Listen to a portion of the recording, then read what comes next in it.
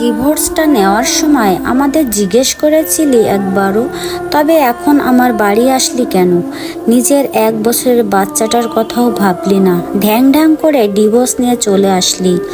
নিজের বাবার কথা নির্বাক হয়ে শুনে অনেকটাই কষ্ট পেলাম। স্বামীর অত্যাচার সহ্য করতে না পেরে অবশেষে স্বামীকে ডিভোর্স দিতে বাধ্য হই।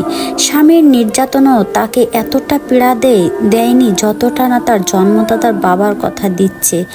ঘরের দরজা অবধিও ঢুকতে দেয়নি সুখকে। সুখ বাবার এমন কথা শুনে নির্বাক হয়ে তাকিয়ে রইল। সুখের বাবা আবারও ধমক দিয়ে বলল, এখনো দাঁড়িয়ে আছো? এ বাড়িতে তোমার কোনো ঠাঁই নেই। সমাজের মানুষের ছিছি শুনতে হবে আমাদের তোমার জন্য। কখনোই না, বের হও, নিজের ঝামেলা নিজে বুঝে নাও।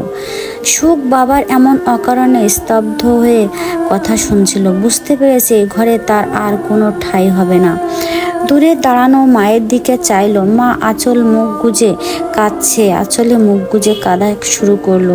মায়ের দিক থেকে চোখ ফিরিয়ে সুখ বাবার দিকে তাকিয়ে বলল, সেদিন যদি একবার সরকারি চাকরিজীবী ছেলে না খুঁজে ভালো মানুষ খুঁজতে আমার জন্য, তবে তোমার এই চৌকাঠে আমার 1 বছরের সন্তানকে নিয়ে দাঁড়াতে হতো না। আজকের মতন সেদিন যদি আমার ব্যাপারটা আমাকেই একবার বুঝে নিতে দিতে, তবে আমার রুদ্রকে হারাতে হতো না। আমার শরীরে বেঈমানের তাকমা লাগিয়ে কেউ প্রাণ দিত না। বাবা, তুমি আমাকে জন্ম দিয়ে জন্মদাতা হয়েছো, কিন্তু বাবা হতে পারোনি। আমার মা সবসময় তোমার সংসারে চুপ করেছিল, আমাদের চুপ করিয়ে রেখে জীবনটা শেষ করে দিল। থাক বাবা, তবে বিদায় নিলাম আমি। সুখ, মা দাঁড়া, আমিও যাব তোর সাথে। নিজের মায়ের কথায় থমকে যায় সুখ।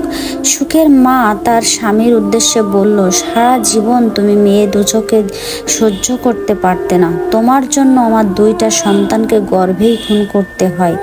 যাকে পৃথিবীর আলো দেখালাম, নাম রাখলাম সুখ, তার জীবনটাও তছনছ করে দিলে। সুখ কেড়ে নিলে তুমি। আর নয়, তোমার সংসার আর করছি না। সুখ নিজের মায়ের হাতটা ধরে বেরিয়ে গেল তাদের অজানা পথে। নেই কোথাও যাবে, জানে না তারা কোথায় যাবে। তবে এতটুকু জানে, মেয়েদের আত্মসম্মান সবার আগে। মেয়ে জাতি আত্মসমর্পণ করবে যতক্ষণ তার আত্মসম্মান অক্ষত থাকবে। মেয়েদের জীবনটা বড়ই অদ্ভুত এবং বড়ই কঠিন। তারা না পায় বাবার বাড়ির সুখ, না পায় শ্বশুর বাড়ির সুখ, না পায় জীবনের সন্তানের কাছে সুখ। কখনোই তারা কোথাও যে শান্তিতে থাকতে পারে না। এই জন্য প্রত্যেকটা মেয়ের উচিত নিজের পায়ে নিজের শক্ত একটা খুঁটি তৈরি করে তারপরে বিবাহিত জীবনে যাওয়া। এই ধরনের নতুন নতুন ছোট ছোট গল্প পেতে আমার চ্যানেলটি সাবস্ক্রাইব করে রাখুন।